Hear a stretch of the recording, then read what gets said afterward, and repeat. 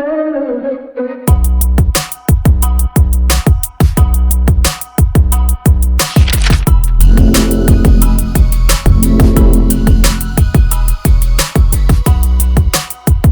Friends, मैं प्रशांत और आज मैं आपको बताने जा रहा हूँ क्लास 10 की novel the diary of a young girl by Anne Frank. तो फ्रेंड्स, हम लोगों ने इसका फर्स्ट पार्ट पढ़ चुके हैं और आज हम लोग पढ़ेंगे इसका सेकंड पार्ट। हमने फर्स्ट पार्ट में पढ़ा था कि एन के परिवार के साथ उनके 4 और दोस्त भी रहते थे, जिनके नाम थे Mr and Mrs Van Daan, उनका बेटा पीटर वान डेन और डेंटिस्ट एल्फ्रेड डसेल। तो फ्रेंड्स, अब हम लोग बात करते हैं उस सेफ हाउस की। उस सेफ हाउस को छिपाने के लिए ऑटो फ्रैंक ने एक सरकाने वाला बुक शेल्फ बनवाया था। उस बुक शेल्फ से सीढ़ियां जाती थी जो कि सीधे उस सेफ हाउस में जाती थी, जैसा कि आप लोग यहाँ देख सकते हैं। एन के परिवार के कई और दोस्त भी थे जो कि डस्ट थे। उन लोगों ने उन लोगों की काफी मदद की, जैसे कि कभी उन लोगों के लिए वो लोग खाना ले आते थे और कभी पुरानी मैगजीन्स और भी कई चीजें लाकर देते थे। मगर उन लोगों के अंदर एक डर भी बना रहता था, क्योंकि अगर नाजियों को मालूम चल जाता कि ये डच लोग इन यहूदियों की मदद कर रहे हैं, तो वो लोग इन लोगों को कंसंट्रेशन कैंप्स में भेज देते, जहां उन लोगों को काफी टॉर्चर किया जाता। तो फ्रेंड्स, कंसंट्रेशन कैंप्स कुछ इस तरह से होते हैं। और उस सेफ हाउस के अंदर एन का एक छोटा सा कमरा था। उस कमरे की दीवारों पर एन ने काफी फिल्म स्टारों की फोटो चिपकाई हुई थी, कुछ इस तरह से। और उस कमरे में वो काफी खुश थी, मगर जल्दी वो बोर हो गई। उन्हें वहां पर हर एक दिन एक ही प्रकार का खाना मिलता था और वही चेहरे अक्सर उसको नजर आते थे। उन्होंने अपनी डायरी में लिखा, मैंने इन महीनों में इतनी लोबियां खाई हैं कि अब उनको देखकर मुझे उल्टी करने का मन होता है।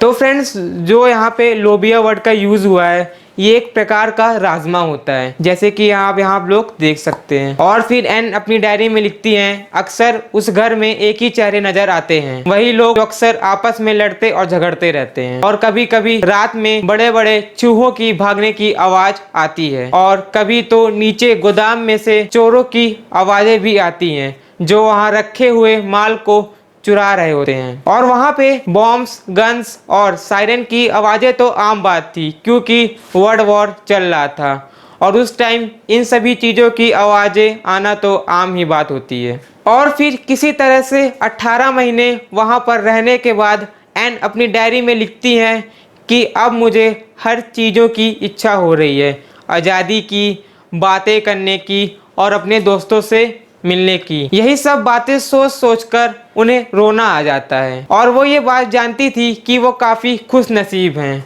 क्योंकि जब वो उस सेफ हाउस में छिपी हुई थी, तब और कई यहूदियों ने अपनी जान गंवाई। एन का परिवार वहां करीब 2 साल छिपा रहा। एन ने अपनी डायरी में युद्ध के बारे में और पीटर वान डेन के तरफ उसके बढ़ते प्रेम के बारे में भी बताया, क्योंकि दोनों की एज लगभग एक ही थी। और जैसा कि आप सभी को मालूम ही है कि पीटर वान डेन भी उन्हीं के साथ छिपा हुआ था। और अब हम लोग चलते हैं 1944 में। 1944 के मिड तक जर्मनी युद्ध में हारने लगा था और एन के परिवार को यह मालूम था कि अगर वो लोग यहाँ पर कुछ दिन और छिपे रहें तो शायद बच जाएं। मगर शायद भगवान को ऐसा मंजूर नहीं था, क्योंकि फिर 4 अगस्त 1944 में उनकी किस्मत ने धोखा दिया। नाजियों को उनके छिपने की जगह का पता चल गया। उन लोगों ने वहाँ अटैक कर दिया और वहाँ पर छिपे सभी लोगों को पकड़ लिया। और फिर एन और उसके परिवार के लोगों को बंद करके वेस्टरबोर्ग कैंप में भेज दिया गया। और फिर एन और अन्य लोगों को ट्रेन में बंद करके वेस्टरबोर्ग कैंप में भेज दिया गया, जो कि हॉलैंड के ईस्ट में है। वहां पर उन लोगों को करीब 1 महीने तक रखा गया और फिर दूसरी जगह भेज दिया गया। मगर मैं आपको एक बात बता दूं कि ऑटो फ्रैंक को मालूम था कि हम लोग अलग हो सकते हैं, तो इसलिए उसने सभी लोगों को, मतलब कि अपने परिवार के लोगों को और उनके दोस्तों को स्विट्जरलैंड का एक एड्रेस बताया, जहां पर वो लोग युद्ध के बाद मिल सकते। 2 दिन और 2 रातों का सफर करने के बाद उन लोगों को पोलैंड के ऑस्विक डेथ कैंप में ले जाया जाता है। फिर वहां जाकर ट्रेन का डिब्बा खुलता है और जैसे ही ट्रेन का डिब्बा खुलता है, एन फ्रैंक को एक बड़ा सा साइन बोर्ड दिखाई देता है। उस साइन बोर्ड में लिखा हुआ होता है work will make you free. तो फ्रेंड्स इसका मतलब है काम से ही तुम्हें मुक्ति मिलेगी। और फिर ऑस्विक कैंप में पहुंचने के बाद कुछ कैदियों को तुरंत वहां डेथ वार्ड में ले जाया जाता है उनको मारने के लिए, मगर एन जैसे लोगों को काम करने के लिए रखा जाता है। पर उस भयंकर ठंड में कपड़ों और खाने की कमी के कारण उनका मरना कंफर्म था, पर अभी भी एन की हालात ठीक ठाक थी। फिर उसके बाद अक्टूबर में एन और मार्गोट को और भी कैदियों के साथ बर्गन बेल्सन कैंप में ले जाया गया, जो कि जर्मनी में है। वहां पर खाने और पीने की काफी कमी थी और बीमारियों का भरमार था, जिसकी वजह से कुछ समय वहां रहने के बाद एन और मार्गोट दोनों को टाइफाइड नामक एक बीमारी हो गई, जिसकी वजह से उन लोगों की भूख और बीमारी के कारण 1945 में डेथ हो गई।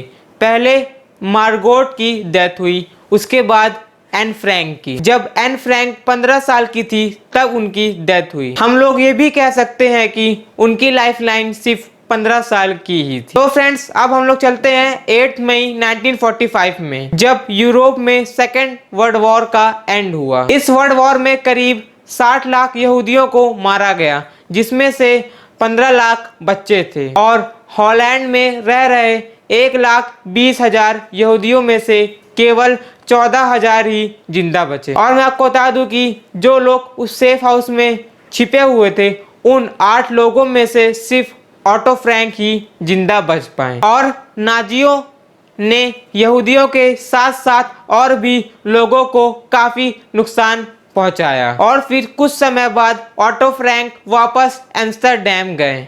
वहां पर किसी को एन की डायरी पड़ी हुई मिली।